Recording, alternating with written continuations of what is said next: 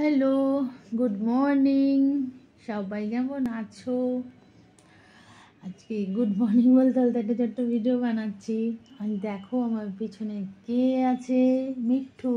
মিঠু, এ মিঠু, তাকাবি না? রাগ করেছিস?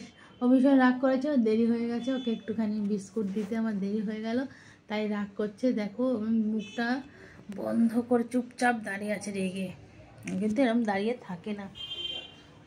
দেখো রেগে দাঁড়িয়ে আছে, দেখো কি হয়েছে।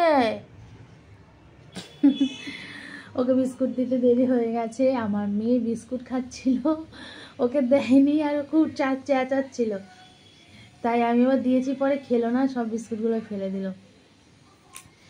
পাখিরাও বোঝে রাগ, কি বলবো, মানে একটু দেরি হলে কিভাবে ওরা রাগ করতে পারে দেখো।